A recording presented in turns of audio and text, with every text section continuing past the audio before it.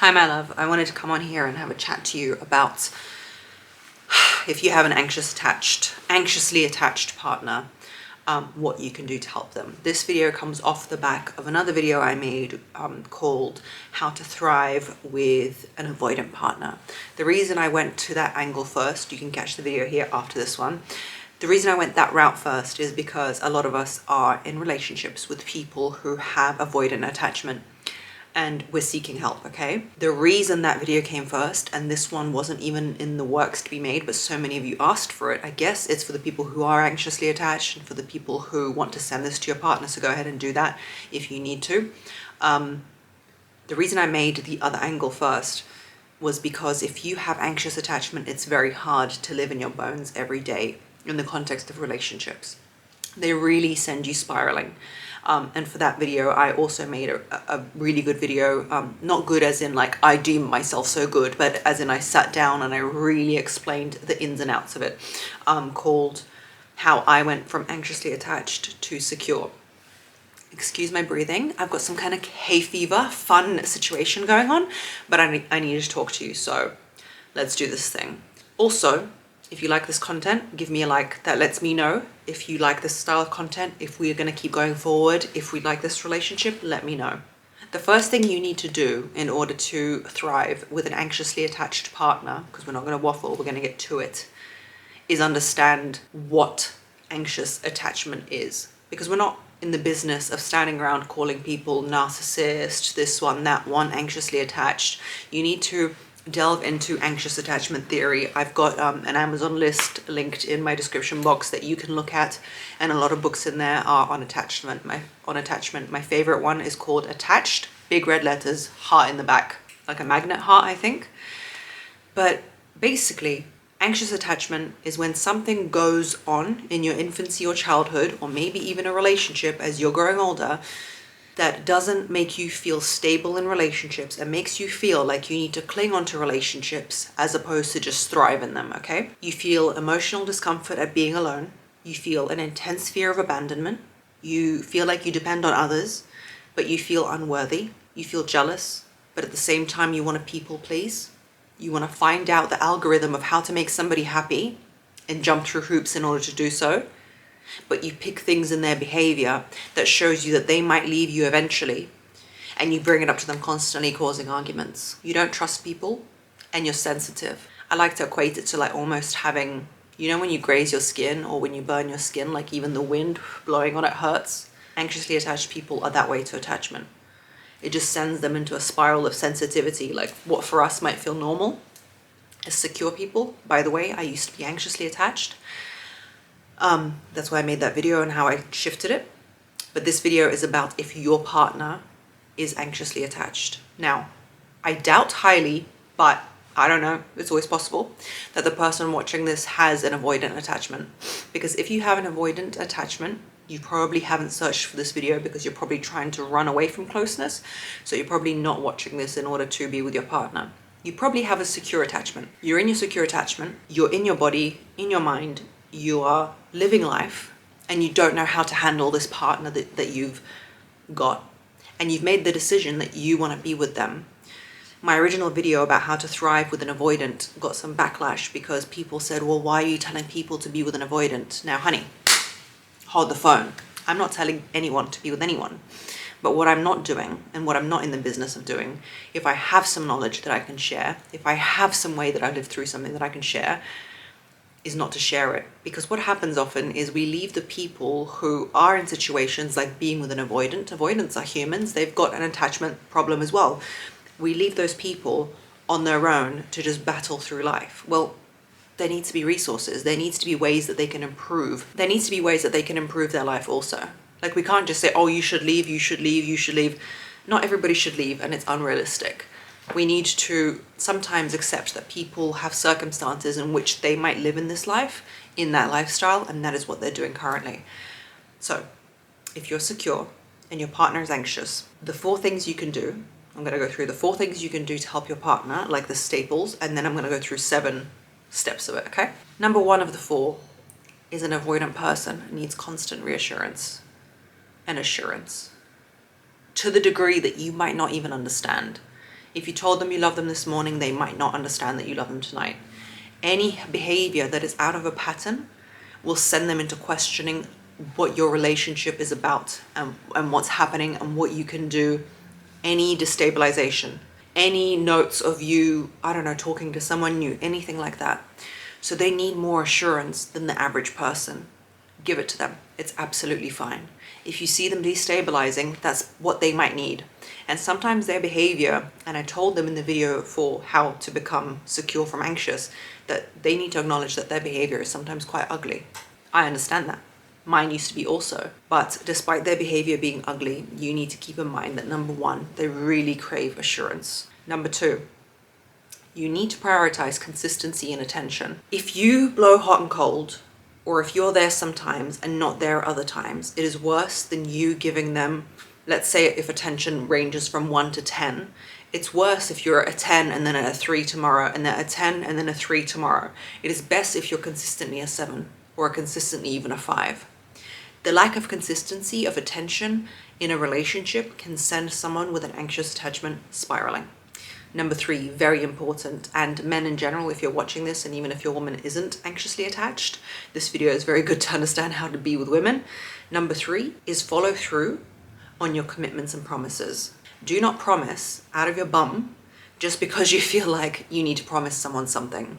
If you say, yeah, I'll be there at 3, and you've got any notion that you might be late or you might not be there, say, I'm not sure exactly what time I'm going to come. I might come at 3, but probably 3:30 or 4. If you're going to promise something, deliver, or don't promise. Say you don't know. Number 4, encourage learning about attachment. What is avoidant? What is anxious? What is secure? You know, what are those things? What is the attachment theory? Not only do you need to learn about it, but they do too. So step number 4 is encourage them to learn about it. Encourage them to look at themselves in the mirror and their behaviors. They need to become aware through you and through conversations that they exemplify anxious attachment, and that behavior is not always okay. You don't need to parent them. You don't need to show them books. You don't need to do all that. But you need to say, right now, what you're doing, I love you very much, assurance. I'm going to be here for you, consistency. And I promise we're going to do this, you know, keeping the promise. But what you're doing right now is your attachment. This is not me. I'm not leaving anywhere, but we need to be aware of how and why you're reacting like this. Let's get on to the 7 steps of what you can do for yourself and them. Number 1, go on my Amazon list. Understand attachment theory. Understand how it works. Understand that even though it might seem stupid to you, it's very important to them. Understand the intricacies of how people develop these attachments and what happens, which is number 2. Understand the causes. Now, the causes mostly come from childhood, a depressed parent, a parent who wasn't there, physical abuse, mental abuse, alcohol abuse. So if you know that your partner comes from a family that's like that, you need to be very aware that their reactions might not be balanced. They will either become avoidant or anxious a lot of the times, because as a child, you don't know how to cope with your primary caregiver not giving you the care that you need. However, I also want you to understand that sometimes people from seemingly extremely happy, normal families can develop this attachment style because some things cannot be avoided. If your parents divorce at a very young age, and they're still great people, and they should divorce because they're just not happy together, let's just say you agree with it, you can still develop an attachment problem despite everyone's good intentions, because as a child you just did not understand what happened and the reasons for it, because it was not for you to understand. A lot of times it's also from infancy, when a caregiver was isolated, or let's say, you know, it's very hard to raise a baby, and if your mum was by herself a lot, or their mum was by herself a lot, and she just could not give the type of care that they needed, she was fatigued, she had many other children, you as an infant could develop attachment problems as well. So you need to understand where that came from and what triggers them. Is it from a divorced parent? Is it from infancy? Where is it from? What are their triggers? Is it going to be you suddenly leaving? Is it going to be you not talking? Is it going to be gaps in your messages? What is it going to be if they suddenly lost someone? What is it going to be? And do not exemplify that behavior, because you know it's going to set them off. You need to, number 3, create boundaries for you and your partner. and consistent routines. So often when somebody's healing from anxious attachment, which they should be because you've already introduced them to literature, you've put it into your conversation, you need to set up routines that are quite regular and quite predictable. You need to let your partner know that you'll be home at 7, and let's say you're working late, you need to start talking about it earlier. A lot of people who are secure are used to the fact that they could just suddenly say, oh, I've got a work dinner tonight, and pop off. For someone with anxious attachment, that's very sudden and very hard to deal with. As ridiculous as this sounds, you need to start talking about it earlier. Oh, work's coming up. Me and Jeff and Frank are gonna, I don't know who these people are. Me and Jeff and Frank are gonna go for dinner because we're gonna discuss A, B, C, D, F, G. I'm gonna share it all with you. I'll text you when I'm almost done. I'm going to drive here home. I know it sounds like a lot, but if you're invested in this partner, it's just gonna help them be soothed. And the more you're like, oh, I'm just going tonight. Yeah, it's not a big deal. Yeah, I don't know when I'll be home. It's going to make them feel terrible. So routines and boundaries are really, really, really important. Number 4, you need to develop a healthy lifestyle. Any kind of issues, mental, physical, can be helped with a healthy lifestyle. And I'm going to tell you right now, it's very depleting, very difficult, and hard to be with someone who's got an anxious attachment style and truly every day puts that on you. You need to look after yourself. You need to be healthy. You need to, like almost like a mother with an infant, you're almost, they need to be reparenting themselves, but you are going to help them in that since you've decided to take on that role.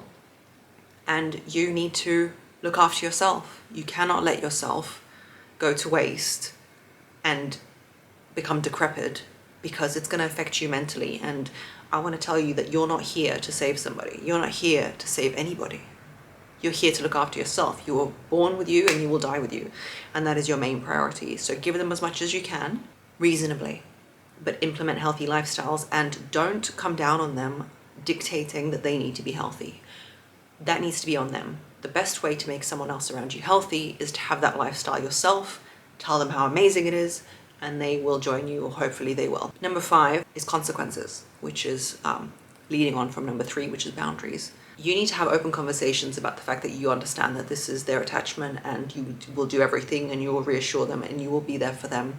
But if they cross your boundaries, there needs to be consequences. And I don't mean a smack bottom, but I do mean that you need to communicate clearly that if you are not okay mentally and if it's too much for you, don't ghost them. Don't block them. Don't do any of these ridiculous behaviors that people do. I can't believe it when women email me or text me and say, oh, he's blocked me because he doesn't want to. He blocked you. Just don't reply to them. Anyway, you need to communicate to them that you're now crossing my boundaries and you're now making me quite upset. I know this is a strange example, but it's almost like if a toddler kept going on at you, going off at you, you sometimes need to lock yourself in the pantry, right? To regroup. You need to say that if all these efforts that I'm putting in, even watching this video, you can send it to them and say, look, I'm here for this. We will work on this. We can do this, baby. But if it gets too much for me, and if you are disrespectful, this is not an excuse to wield yourself carelessly, because you're also a human being. And send them my video about how to go from anxious to secure. That's very important that they have awareness. Number 6, therapy. If they don't want to go, you need to go.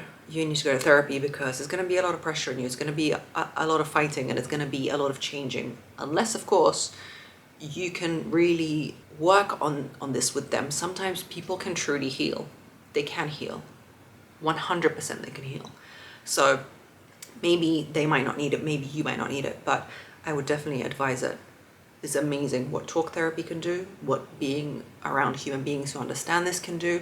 And also it can give you perspective. If you're seeing a therapist and you can tell them about their anxious attachment and what they've done or said, they can put your mind in perspective and reframe your thoughts. Last but not least, and this one is one that might change the trajectory of your relationship. You need to be emotionally available. You need to understand that some things that might fly for other people will not fly for your little, wonderful, anxiously attached lover. You need to ask them if they're okay. When they start talking, you need to listen. Listen, not fix. Presently listen, engage, sit in the emotion. They just want to be witnessed. They want their life to be witnessed, their fear to be witnessed. They were not seen in childhood for some reason. Maybe their parents were busy working, who knows? They need you to see them. And I think love and humanity can heal humanity and human pain. I don't know, but I really do think that. And I think if they can truly see that you're there and you're listening, it will be life-changing for them. Ask them how they feel. See into their world. Tell them, I know it might seem that I don't want to hear it, but I do. I'm here for you. All those things. So number 7 is the one that might shift it all. Anyway, guys, I hope this one was helpful. I hope you can use it to better your life. And I'll see you on the next one. Subscribe if you want to. Bye.